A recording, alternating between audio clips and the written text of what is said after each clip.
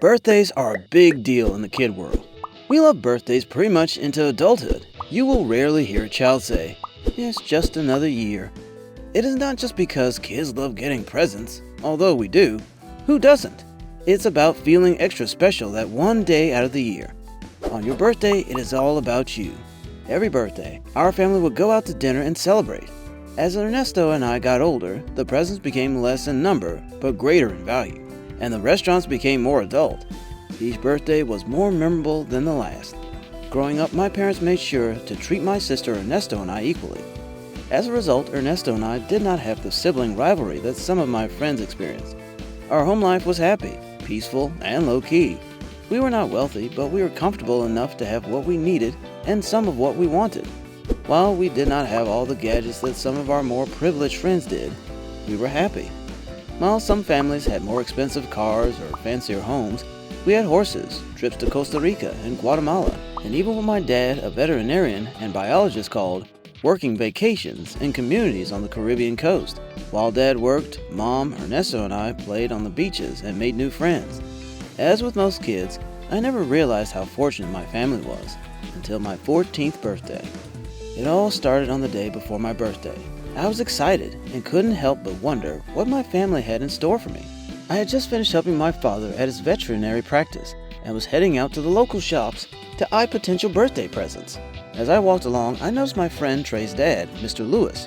He was carrying a large box into the community center. I stopped and offered to help him. He gratefully accepted. "What's in here?" I asked. The box was heavy. "Food. Lots and lots of food," Mr. Lewis answered cheerfully. "For what?" I asked. I had never seen people starving in our community. "Believe it or not, there are lots of folks who struggle to take care of their families around here," Mr. Lewis said. "We help out here every week. That way folks can get what they need." "Wow, I had no idea," I said as we walked through the door. In the community center, where tables were covered with large boxes of food, there were boxes of pasta, bread, produce, and canned goods. Large bottled water cases lined the walls, along with cases of milk products, jugs of juice, and soda. It was a foodapalooza, and walking along the aisles, picking food and putting it into bags were so many people. "There are so many people," I said, amazed. I had always thought our community was comfortable and well off. I had no idea that there could be that many folks that could not even afford food. I felt terribly sad and guilty. Here I was planning my big birthday wish, while some people only wished for food. I decided to stick around and help out more. Mr. Lewis agreed to drive me home after my dad gave permission.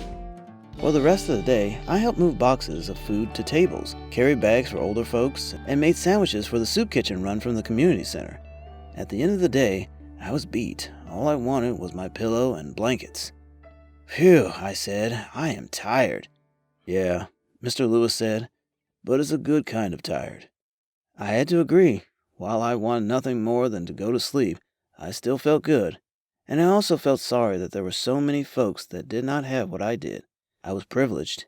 When I awoke the next day, on my birthday, I had conflicting emotions. I was excited that it was my birthday and I was finally 14, only 2 more years from learning to drive.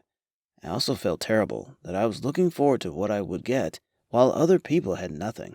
A card was waiting at my place at the breakfast table, and a balloon was tied to my chair. "Happy birthday," my mother cheered. "I wanted to say it first," Ernesto laughed. "I'll say it third," Dad laughed. "Thanks," I said, smiling.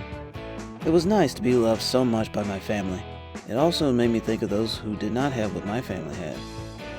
"So, what would you like to do today?" my mom asked. "Whatever you choose, Jay," Dad said. "It's your day. We do have our reservations at 6.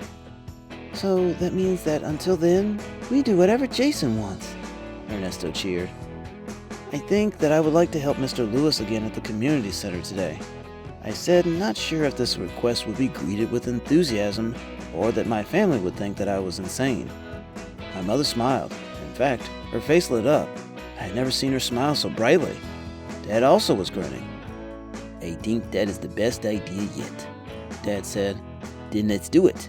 "What do they need?" Mom asked. "I don't know," I said, surprised by the response.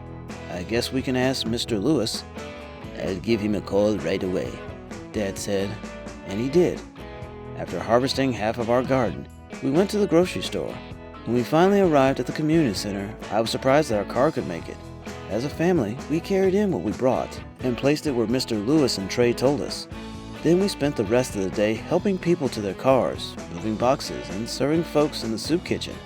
It was hard work, and we were all tired at the end of the day. But as Mr. Lewis said, it was good tired. The tired that comes from helping others.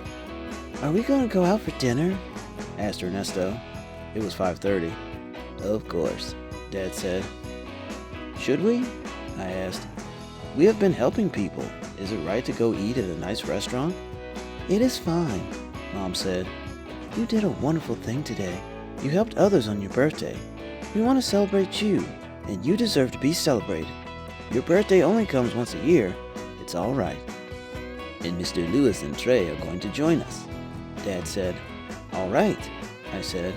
I figured if Trey and Mr. Lewis were going to dinner, it was all right if I did. "I am so proud of you," Mom said as we piled into the car. "Thanks," I said, unsure of what she was proud of. While I was unsure then, I do know what my mother was talking about now. She was proud because I was doing what she and Dad had taught me to do. As a kid, we understand that we should share and be kind to others. As we get older, like in our teens, we develop self-interest, which can sometimes interfere with others' interests.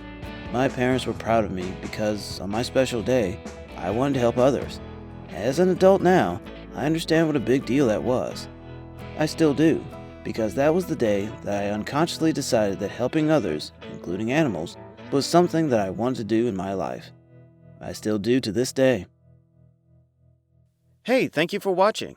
Please click on the right to subscribe if you liked the video. And please don't forget to click on the bell icon when you subscribe so that you can be notified when we upload a new video. Watch more videos on the left, including our playlist. Thank you.